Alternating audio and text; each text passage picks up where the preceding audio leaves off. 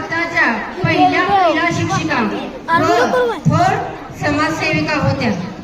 त्यांचा जन्म कोणत्या जिल्ह्यामध्ये झाला कोणाला माहितीये का? त्यांचा जन्म कुठे झाला कोण सांगताय? हा निहांशू? रत्नागिरी नाही. बघा, सावित्रीबाई फुले यांचा जन्म सातारा जिल्ह्यातील नायगाव या गावामध्ये झाला. त्यांनी बघा महिलांसाठी स्त्री शिक्षण हे सुरू केले.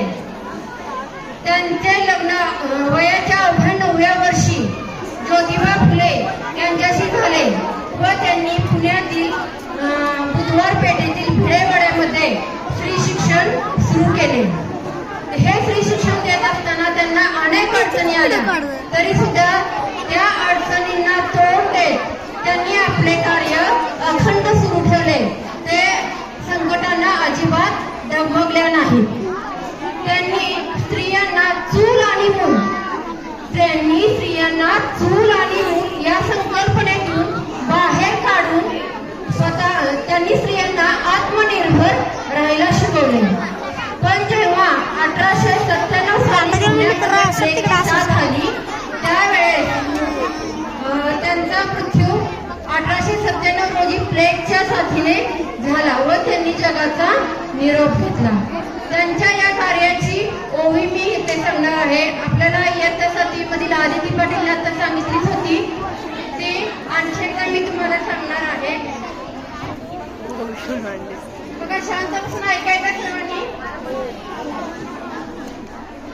माझी ओवी ग सावित्रीच्या बुद्धीला, पहिली माझी ओवी ग सावित्रीच्या बुद्धीला, स्त्रियांच्या शिक्षणाचा पाया तू घातला. अशिक्षित अडाणी तू पतीपाशी शिकली, अशिक्षित अडाणी तू पतीपाशी शिकली.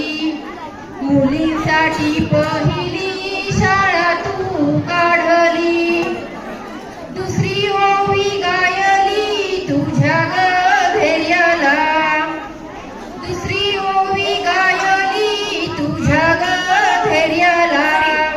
दगड गोटे खाऊनी चालवली तू शाळा, घराबाहेर काढले गुंडांनी अडविले, घराबाहेर काढले गुंडांनी अडविले.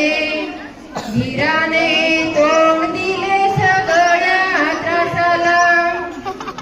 तिसरी माझी ओवी ग तुझ्या मोठ्या मनाला, तिसरी माझी ओवी ग तुझ्या मोठ्या मनाला. फसलेल्या विधवेचा सांभाळ तू केला, अबोलानी अनाथांचे माय बाप होऊन, अबोलानी अनाथांचे माय बाप होऊन.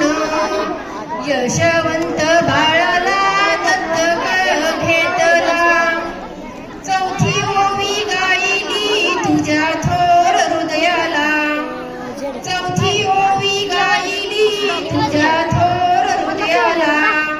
माणुसकीचा झरा जात वाहिला, ज्योतिबांची सावली नाही तू राहिली, ज्योतिबांची सावली नाही तू राहिली.